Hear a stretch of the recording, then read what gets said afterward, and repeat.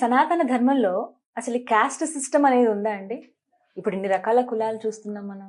నాకు అదే కొంచెం ఒక చిన్న సందేహం ఇది, అంతే. ఏం చెప్తారు? సనాతన ధర్మంలో కుల వ్యవస్థ, కాస్ట్ సిస్టమ్ ఉందా? ఇది చాలా మందికి ఉండే ప్రశ్న. ప్రభుజీ, మన ధర్మంలో ఒకళ్ళు పెద్ద, ఒకళ్ళు చిన్న, ఒకళ్ళు పవిత్రం, ఒకళ్ళు అపవిత్రం, ఇలా ఉందా అని అడుగుతూ ఉంటారు చాలా మంది మమ్మల్ని. సనాతన ధర్మంలో కుల వ్యవస్థ లేదు, వర్ణ వ్యవస్థ ఉంది. కుల వ్యవస్థ, వర్ణ వ్యవస్థ, ఈ రెండిటికి చాలా డిఫరెన్స్ ఉందండి. మీకు ఒక చిన్న ఎగ్జాంపుల్ చెప్తాను. ఒక ఆర్గనైజేషన్, సరే సుమన్ టీవీ తీసుకోండి. దీంట్లో ఒక అడ్మినిస్ట్రేటివ్ డిపార్ట్మెంట్ ఉంటుంది. సిఇఓ మీరందరూ కూడా అడ్మినిస్ట్రేట్ చేస్తూ ఉంటారు. ఇంకొక డిపార్ట్మెంట్ ఫైనాన్స్ డిపార్ట్మెంట్ ఉంటుంది. ఇంకొక డిపార్ట్మెంట్ ఎవరైతే అందరూ పని చేస్తున్నారో స్టాఫ్ గా పనిచేసే వాళ్ళందరూ ఉంటారు. ఒక సిఇఓ ఉంటారు, ఆయన కింద అడ్మినిస్ట్రేటివ్ బ్లాక్ ఉంటుంది, దాని కింద ఫైనాన్స్ ఉంటుంది, దాని కింద ఎంప్లాయీస్ అందరూ ఉంటారు. ఇప్పుడు మీరు చెప్పండి, సిఇఓ ఒక్కరే ఉండాలి, మిగతా వాళ్ళు ఉండకూడదు అంటే దీని వల్ల ఏం ప్రయోజనం అండి? ఈ నలుగురిలో ఎవరు మెయిన్ చెప్పండి మీరు? అందరూ మెయిన్ కదా. ఎవరు లేకపోయినా ఆ వ్యవస్థ అనేది ముందుకెళ్తుందా? కాబట్టి మన సనాతన ధర్మంలో ఉంది ఏంటంటే వర్ణ వ్యవస్థ.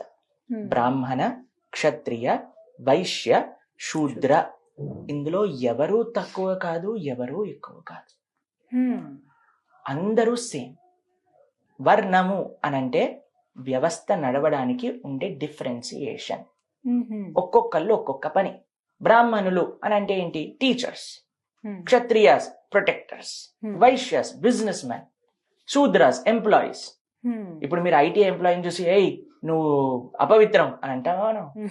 ఎందుకంటే everybody has their own way to play. చాలా మంది ఏమంటారో తెలుసా అండి, ప్రభుజీ మన వేదాలలో ఉన్నాయి, బ్రాహ్మణులు భగవంతుడి యొక్క ముఖంలో నుంచి వచ్చారట, క్షత్రియులు భుజాల నుంచి వచ్చారట, వైశ్యులు తొడల నుంచి వచ్చారట, శూద్రులు పాదాల నుంచి వచ్చారట. మీరు గంగా నది ఎక్కడి నుంచి వచ్చిందో తెలుసా అండి? విష్ణు పాదోద్భవీం గంగా అని అంటారు. విష్ణుమూర్తి యొక్క పాదాల నుంచి వచ్చింది గంగా నది. మనందరం ఏమో గంగా నదికి పవిత్రం అవ్వడానికి స్నానం చేయడానికి వెళ్తూ ఉంటాం. విష్ణు పాదాల నుంచి వచ్చిన గంగ పవిత్రం చేసినప్పుడు విష్ణు పాదాల నుంచి వచ్చిన శూద్రులు ఎందుకు అపవిత్రలైపోయారు చెప్పండి? ఎక్కడ ఈ లాజిక్ పనిచేస్తుంది చెప్పండి? మీకు ఇంకో విషయం చెప్తా. మీరు పెద్దల్ని కలవడానికి వెళ్ళారు, వాళ్ళ యొక్క ఆశీర్వచనం తీసుకోవాలి అనుకుంటున్నారు. వెంటనే మీరు ఏం చేస్తారండి? పాదాలకి నమస్కారం. పాదాలు పట్టుకుంటారా లేదా తల పట్టుకుని ఊపేస్తారా? పాదాలనే కదండి మనందరం పట్టుకునేది. పాదాలు పట్టుకుని ఆశీర్వచనం అడుగుతారు. భగవంతుని కూడా సమాశ్రితాయై పద పల్లవప్లవం, స్వామి నీ యొక్క పాదాలని ఆశ్రయించ. మన శిరస్సు పైన కృష్ణుడి యొక్క పాదాలని మనం ధరిస్తాం. కాబట్టి పాదాలు ఎప్పుడు అపవిత్రం అయిపోయాయి? అన్నిటికంటే పరమ పవిత్రమైన పాదాల నుంచి వచ్చినప్పుడు పాదాల నుంచి వచ్చిన వాళ్ళు ఇంకెంత పవిత్రులు ఉంటారు. కాబట్టి ఇవన్నీ కూడా ఈ ధర్మంలో ఉండే తప్పులు కాదండి. ఈ ధర్మం అందరినీ కూడా సమానంగా, కేవలం పుట్టిక చేత మీరు ఈ కులానికి సంబంధించి, కులం అనే వ్యవస్థే లేదండి, వర్ణంకి సంబంధించిన వాళ్ళు. ఇప్పుడు చూడండి, ఇద్దరు మదర్ ఫాదర్ డాక్టర్, పుట్టిన పిల్లవాడు కూడా మీరు డాక్టర్ అండి అని చెప్తావా? డాక్టర్ కాదు, వాడికి డాక్టర్ అయ్యే ఛాన్సెస్ చాలా ఉన్నాయి వాడు అవ్వాలనుకుంటే.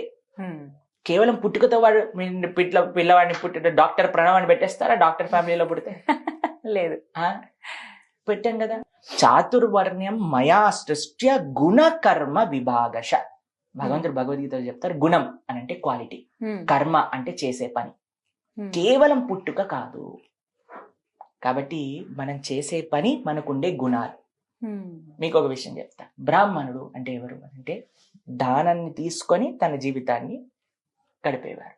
క్షత్రియుడు అని అంటే ట్యాక్స్ ద్వారా తన జీవితాన్ని గడిపేవాడు. వైశ్య అని అంటే బిజినెస్ చేసి తన జీవితాన్ని గడిపేవాడు. శూద్ర అంటే సాలరీ తీసుకొని జీవితాన్ని గడిపేవాడు. ఇది టైప్ అన్నమాట, అంతేకాని వీళ్ళు గొప్ప వీళ్ళు తక్కువ ఇలా కాదు. ఇప్పుడు చూడండి, నాకు కాళ్ళు వద్దు, నాకు కావాలని తలే కావాలి.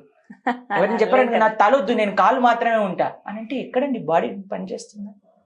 కాబట్టి everybody has their own way to play.